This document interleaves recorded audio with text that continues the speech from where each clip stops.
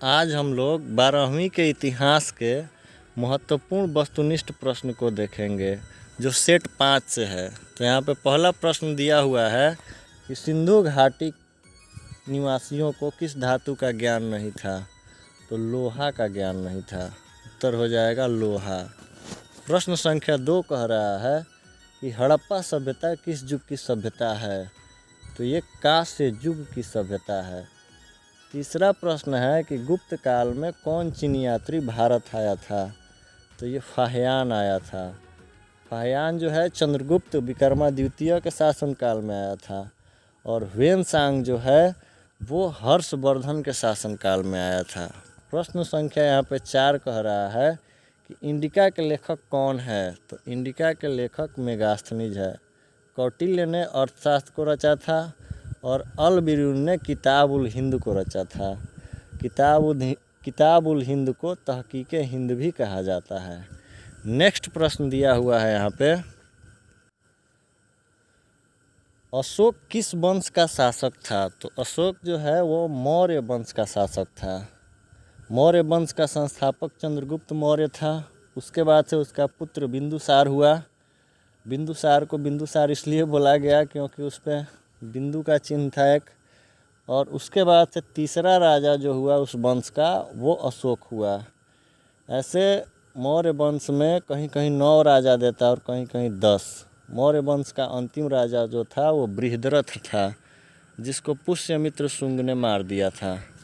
Next प्रश्न यहाँ पे दिया हुआ है कि प्राचीन भारत के महाकाव्य का नाम है। तो महाकाव्य का नाम पूछ रहा है तो यहाँ पे महाभारत हो जाएगा। 7वां प्रश्न दे रहा है कि महाभारत की रचना किस भाषा में हुई। तो महाभारत की जो रचना हुई थी वो संस्कृत भाषा में हुई थी। प्रश्न संख्या 8 कह रहा है कि श्वेतांबर एवं दिगंबर का संबंध किस धर्म से है। तो श्वेतांबर एवं दिगंबर जो है वो जैन धर्म से है। पहले भी बताए थे, श्वेतांबर श्वेत वस्त्र धारण करते थे और दिगंबर कोई भी वस्त्र नहीं पहनते थे। और पटना जो संगीति हुई थी जैनियों की, उसमें ये बंट गया था 2 भाग में, श्वेतांबर एवं दिगंबर। उसी तरह से बौद्ध धर्म में आता है हीनयान और महायान। नेक्स्ट प्रश्न यहाँ पे दिया हुआ है कि त्रिपिटक साहित्य का संबंध है। तो त्रिपिटक साहित्य का संबंध जो है वो बौद्ध धर्म से है। प्रश्न संख्या 10 है, सम्राट अशोक के अभिलेखों को पढ़ने का श्रेय किसे दिया जाता है। तो ये जेम्स प्रिंसेप को दिया जाता है। बड़ा ही महत्वपूर्ण प्रश्न है। 1837 ईस्वी में जेम्स प्रिंसेप ने अशोक के लिपियों को पढ़ लिया था। उसमें उसको देवान पियोदसी बोला गया था। तो ये पढ़ा था जेम्स प्रिंसेप। नेक्स्ट है 11 नंबर कि इब्न बतूता ने अपनी यात्रा का विवरण किस भाषा में लिखा था। तो ये अरबी में लिखा था। बताए भी थे। इसके पुस्तक का नाम रिहला था और ये मोहम्मद बिन तुगलक के दरबार में आया था और काजी के पद पे ही रहा था। और ये मोरक्को का यात्री था जो गुरुवार को उधर से चला था। नेक्स्ट है 12 नंबर प्रश्न, किस शासक ने, यहाँ पे शासक होना चाहिए, किस शासक ने अपनी राजधानी दिल्ली से दौलताबाद परिवर्तित की। तो ये मोहम्मद बिन तुगलक ही था। इसकी कहानी बड़ी रोचक है। प्रश्न संख्या 13 दिया हुआ है कि तलवंडी किसका जन्म स्थान है। तो ये नानक जी का है। 14 नंबर प्रश्न, रूस में भारत विधा का जनक किसे कहा जाता है। तो जीएस लिबिदेव को। ये प्रश्न 19 में पूछ भी चुका है। नेक्स्ट यहाँ पे देखते हैं, प्रश्न संख्या 15 दिया हुआ है कि हम्पी किस साम्राज्य से संबंधित है। तो हम्पी को तो कई बार पढ़ा दिए हैं, विजयनगर साम्राज्य से संबंधित है। और नेक्स्ट 16 नंबर प्रश्न भी दिया हुआ है कि तंबाकू पर किस शासक ने प्रतिबंध लगाया। तो जहांगीर ने। ये बार बार दे रहा है सेट में, हो सकता है कि पूछ दे, इसलिए इसको याद करना जरूरी है। प्रश्न संख्या 17 कह रहा है कि आइन ए अकबरी कितने भागों में विभक्त है। तो ये 5 भागों में विभक्त है। भाग को दफ्तर भी बोला जाता है। तो अगर दफ्तर भी पूछ दे तो 5 ही होगा। नेक्स्ट है कि विजयनगर पर शासन करने वाला प्रथम राजवंश था। तो ये संगम राजवंश था। बताए थे। विजयनगर साम्राज्य में 4 वंशों ने राज किया था, संगम, तुलु, सुलु और अराविदु, ये 4 वंश थे।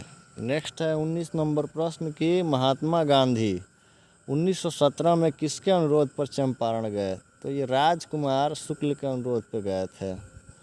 राजकुमार शुक्ल जो अंग्रेज़ों का कहा नहीं माने और नील की खेती नहीं की थी, तो अंग्रेज़ों ने इनको पीटा भी था। तो ये अपमानित होकर और गांधी जी को बुलाए थे, तो इनके अनुरोध पर गांधी जी आए थे चंपारण में। 20वां प्रश्न दिया हुआ है कि भारत का अंतिम वायसराय कौन था? तो भारत का अंतिम वायसराय जो है वो लॉर्ड माउंटबेटन था, और अगर प्रथम पूछ दे तो लॉर्ड कैनिंग था। प्रश्न संख्या 21 कह रहा है कि भारत छोड़ो आंदोलन शुरू हुआ था, तो ये 1942 में शुरू हुआ था। गांधी जी का तीनों आंदोलन याद कर लो। पहला है असहयोग आंदोलन जो 1920 में हुआ, दूसरा सविनय अवज्ञा आंदोलन जो 1930 में हुआ, और तीसरा भारत छोड़ो आंदोलन जो 1942 में हुआ। 1942 के आंदोलन में ही गांधी जी ने करो या मरो का नारा दिया था, जिसको इंग्लिश में डू एंड डाई बोला जाता है, डू और डाई। नेक्स्ट प्रश्न यहाँ पे दिया हुआ है कि क्षत्रिय शब्द का साहित्यिक अर्थ है। तो क्षेत्रीय शब्द का जो साहित्यिक अर्थ होता है वो हो जाता है राज्य पर अधिकार होना, राज्य पर अधिकार होना।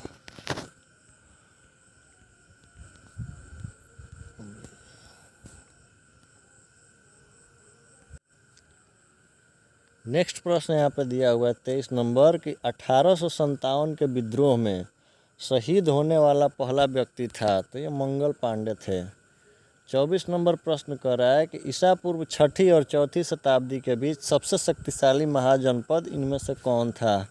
तो ये सबको पता होना चाहिए, मगध था, मगध जहाँ महाजनपद। 25 नंबर प्रश्न दिया हुआ है कि इनमें से कौन हड़प्पा सभ्यता का पूरा स्थल नहीं है? तो ये अंतरजीखेड़ा इसका उत्तर हो जाएगा। ये प्रागैतिहासिक काल का स्थल है। बाद बाकी धोलावीरा, कालीबंगन और चनहुद्रो ये सब सिंधु घाटी सभ्यता के स्थल हैं। 26 नंबर प्रश्न दे रहा है यहाँ पे कि राखल दास बनर्जी को मोहनजोदड़ो के अवशेष किस वर्ष मिले? तो मोहनजोदड़ो का जो अवशेष है वो 1922 में। कब? 1922 में। 27 नंबर पे प्रश्न दिया हुआ है विजयनगर साम्राज्य की स्थापना किसने की? तो हरिहर और बुक्का ने।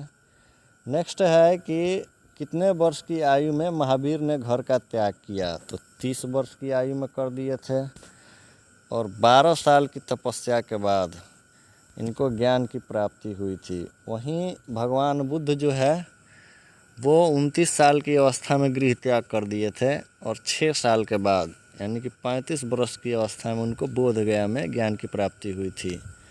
प्रश्न संख्या 29 कह रहा है कि 510 ईस्वी में सती प्रथा के साक्ष्य अभिलेख कहाँ मिला है? तो सती प्रथा का जो साक्ष्य वो एरण में मिला हुआ है। 30वां प्रश्न दे रहा है कि सवार का संबंध किससे था? तो ये घुड़सवार से था। अकबर की जो मनसबदारी व्यवस्था थी उसमें जात और सवार हुआ करते थे, तो घुड़सवारों से। नेक्स्ट है 31 नंबर प्रश्न कि पुर्तगालियों ने गोवा पर अधिकार किया? तो 1510 में किया। प्रश्न संख्या 32 कह रहा है कि अल बिरूनी भारत किस शताब्दी में आया था? तो 11वीं शताब्दी में ही आया था। 33 नंबर प्रश्न दे रहा है कि 16 महाजनपद में सबसे शक्तिशाली महाजनपद कौन था? तो अभी बताए, ये मगध हो जाएगा। 34 नंबर प्रश्न है कि खुद्दक निकाय का संबंध है? तो खुद्दक निकाय का जो संबंध है वो सूत पिटक से है। किससे है? सूत पिटक से। खुद्दक निकाय का संबंध सूत पिटक से। नेक्स्ट प्रश्न है कि मौर्यकालीन कलिंग स्थित है? तो मौर्यकालीन जो कलिंग है वो वर्तमान दक्षिण उड़ीसा में स्थित है। यह थोड़ा टफ है, केवल पूछ देता है कलिंग कहाँ स्थित है, तो वर्तमान उड़ीसा में है। कलिंग की राजधानी तोसली थी। कलिंग विजय अशोक ने किया था, 261 में लड़ाई हुई थी। नेक्स्ट यहाँ पे दिया हुआ है कि यूरोप का समुद्रगुप्त कौन था? तो नेपोलियन बोनापार्ट था। 37 नंबर प्रश्न है कि किस वर्ष में सिंधु सभ्यता खोजी गई? तो 1921 में खोजी गई थी। 38 नंबर प्रश्न कह रहा है कि कौन मुगल बादशाह आलमगीर के नाम से जाना जाता था? तो औरंगजेब हो जाएगा। उसी तरह से खुर्रम जो है वो शाहजहाँ को बोला जाता था। सलीम जो है वो जहांगीर को बोला जाता था। 39 नंबर प्रश्न दिया हुआ है कि स्थापत्य कला का सबसे अधिक विकास किसके समय में हुआ? तो शाहजहाँ के काल में हुआ था। 40 नंबर प्रश्न दिया हुआ है कि सविनय अवज्ञा आंदोलन में गांधी जी ने नमक कानून तोड़ा। तो 6 अप्रैल को ये तोड़े थे। कितने अप्रैल को? 6 अप्रैल 1930 को 8:30 पे इन्होंने नमक बना के और कानून को तोड़ दिया था। नेक्स्ट यहाँ पे दिया हुआ है कि त्रिपिटक साहित्य संबंध है। तो त्रिपिटक का संबंध जो है वो बौद्ध धर्म से है। 42वां नंबर प्रश्न है कनिष्क का राज्यारोहण हुआ था? तो 78 ईस्वी में हुआ था। नेक्स्ट 43 नंबर प्रश्न है 1500 ईस्वी और 1000 ईस्वी के बीच किस वेद का संकलन हुआ? तो 1500 से 1000 ईस्वी के बीच में, ईस्वी पूर्व देना चाहिए यहाँ पे, के बीच में ऋग वेद का संकलन हुआ था। और 1000 से 600 ईस्वी पूर्व में तीनों वेद, सामवेद, यजुर्वेद और अथर्ववेद की रचना हुई थी। इसको वैदिक काल भी बोला जाता है। 44 नंबर प्रश्न दिया हुआ है कि अशोक के किस अभिलेख में कलिंग युद्ध का वर्णन किया गया है? तो 13वां। 45 नंबर प्रश्न दिया हुआ है चोलों की सबसे छोटी प्रशासनिक इकाई कौन थी? तो ये कुर्रम हो जाएगा। आप लोग कमेंट बॉक्स में बताना, उर भी हो सकता है लेकिन कुर्रम सही होगा। 46 नंबर प्रश्न है कि राजतरंगिणी के लेखक कौन थे? तो राजतरंगिणी के लेखक कल्हड़ थे। इसमें कश्मीर के इतिहास के बारे में बताया गया है। और इतिहास का पिता जो था वो हेरोडोटस था। और हेरोडोटस ने हिस्टोरिका नामक बुक लिखी थी। ऐसे भारत का पहली बार इतिहास लिखे थे कल्हड़। नेक्स्ट प्रश्न दिया हुआ है कि किस वायसराय ने कहा कि ब्रिटिश सरकार जून 1948 तक भारत को छोड़ देगी? तो वायसराय का नाम ले रहा है तो यहाँ पे लॉर्ड माउंटबेटन हो जाएगा। Lord Mountbatten. अगर वहाँ के प्रधानमंत्री का देता तो वो एटली हो जाता। उस टाइम पे एटली था। प्रश्न संख्या यहाँ पे 48 कह रहा है कि बिहार में नील आंदोलन की बागडोर महात्मा गांधी ने किस वर्ष संभाली? वही है 1917। 49 नंबर है कि सिंधु घाटी सभ्यता के समाज या सिंधु घाटी सभ्यता में समाज का स्वरूप था। तो ये मातृसत्तात्मक था। और 50वां प्रश्न दिया हुआ है कि हड़प्पा की बस्तियों की खुदाई की? तो यहाँ पे सर जॉन मार्शल और मार्टिन व्हीलर, ये दोनों ऑप्शन सही है। इसलिए इसका ऑप्शन डी हो जाएगा, ए और सी दोनों। वीडियो देखने के लिए धन्यवाद।